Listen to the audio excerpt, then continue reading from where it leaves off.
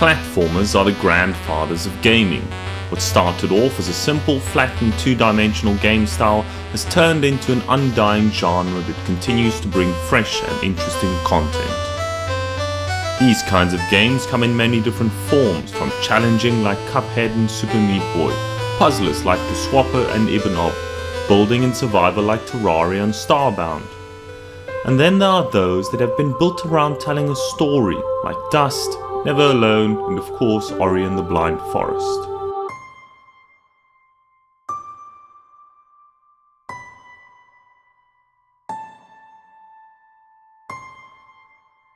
Now there's something to be said about being able to tell a story without saying a word, an art that few have accomplished successfully.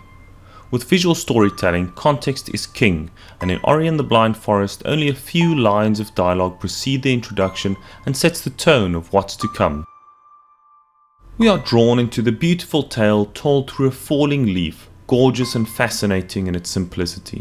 Right off the bat we know that it's so much more than just a leaf. It's an origin story, and this is where Ori's journey begins.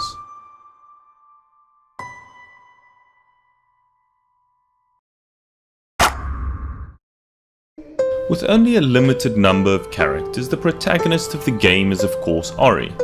Masterfully designed by artist Johannes Figelhuber, the genderless and orphan spirit guardian is absolutely striking in its simplicity. The character's manner and presentation is of a creature with a childlike innocence and vulnerability, and we can relate regardless of how alien it might look. Ori's natural glow places great focus on the character, as the rest of the forest seems to be shrouded in darkness.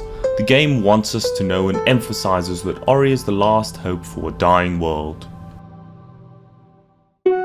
Following Ori, the next most recognizable and absolutely memorable character has got to be Naru, Ori's adoptive mother.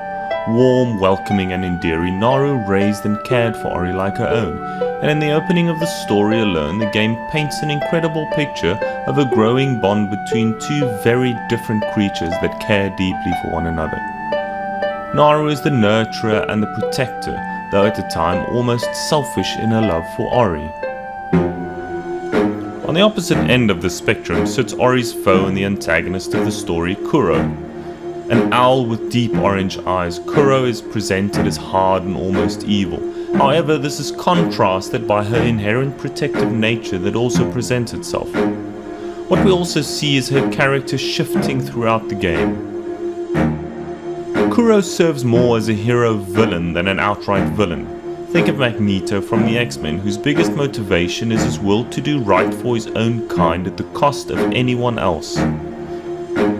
If anything, Kuro is misunderstood, and so too does Kuro misunderstand Ori's intentions. The conflict and connection between the protagonist and antagonist doesn't come from evil intentions or a grand scheme, but rather something far simpler: loss.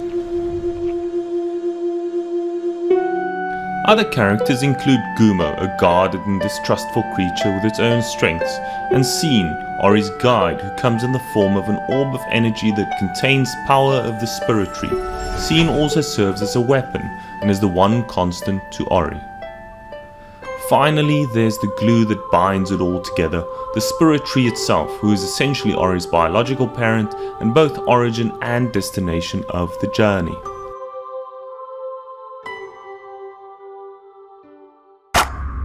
Now let's talk about the way that the game looks, sounds and feels in its combination of all these arts. Atmosphere plays a key role in games such as Ori, and this is where they really nailed it. Color can bring life and set tone to an artwork, and some stories are memorable even simply because of their palette. When it comes to the colors used in Ori and the Blind Forest, there's heavy focus on complementary hues, in this case blue and orange. A large portion of the game is tinted in a rich blue, often contrasted with hints of orange. We see this in the landscapes and the lighting, and even in Kuro's eyes. This palette of contrast is probably best used at the very start with the fruit that Ori and Naru pick and eat, which signifies life and prosperity as opposed to the oppressive and claustrophobic dark blue that takes over. Tying in with this are the phenomenal hand-painted backdrops that have stunning depth, and although a side-scroller, Ori and the Blind Forest feels wide and immense instead of flat. Artist Simon Kopp finally polished the scenery, creating vivid settings that can feel either open or closed. Everything in the foreground feels like it's connected to the spirit tree, which is sometimes visible in the back. The sound and ambience of the forest has been meticulously put together, and every bit of scenery feels vibrant thanks to it. Even scenes twinkle is reminiscent of the sound of a wind chime and brings a sense of serenity to its presence. One thing that I personally judge, maybe even unfairly so, is the suitability and quality of music in a scene or setting. If the sound effects create life and the art creates awe, the music embraces the two with warmth and understanding, instead of sitting on top of it like it's getting a piggyback ride. The original soundtrack is composed by Gareth Coker, who is known for a couple other remarkable scores.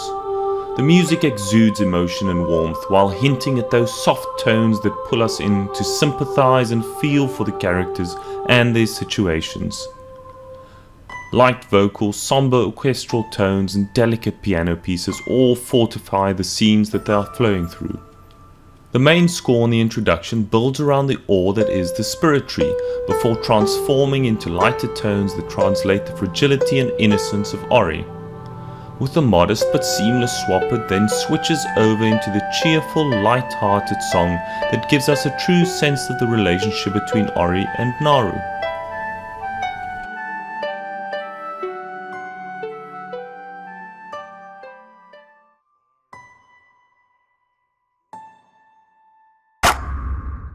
Of course, above all, this is a video game, and we'd be crazy not to talk about the way that it plays, since it really does only add to the overall quality of the game. Though there were times when I felt frustrated with some of the more challenging parts, I blame that primarily on my own lack of skill in platforming. Ori's controls are solid and the puzzles reasonable. There's so much more than just jumping around fighting off bad guys. The game's leveling system comes in the form of abilities that can be used to increase attacks, defense and even other traits. Proper allocation of your skills into specific abilities will help you gain most from it in certain situations. Basic movement upgrades help with traversal, whereas upgrades to scene help you in sticky situations. A lot of the game relies on certain skills for you to be able to move forward with the story.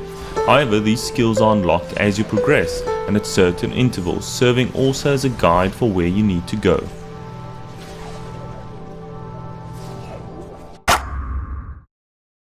Painted in elegant detail and bright complementary colors, backed by a marvelous soundtrack and solid controls, the game has a strong foundation on which to build its story. Now, as I believe any book, movie or game is brand new for those who have not experienced it yet, you won't need to worry about any spoilers ahead. Ori's story is captioned through a handful of boxes of dialogue, but more so through the actions and interactions of the characters within the game. This is visual storytelling at its best, and the small bit of narration that the game does have is in no way the driving force of the plot, and serves more as a means to establish context. The story of Ori and the Blind Forest takes no back seat to any of its other strengths. Characters are deep and each is fleshed out enough for us to understand their motivations. No character exists for the sake of convenience. There aren't any jump the shark moments here either, with grounded progression and characters that feel meaningful. We care for each of the people we come across. There's a real sense of Sonder here.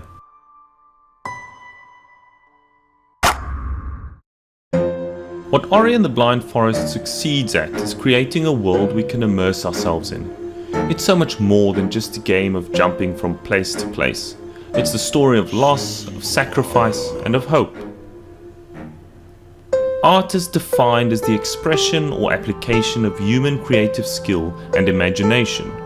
And Ori and the Blind Forest is in every way a work of art that transports us deep into the Blind Forest. This is a game creative at its finest. Now, if you liked what I had to say, don't forget to like and subscribe for more videos about games as works of art.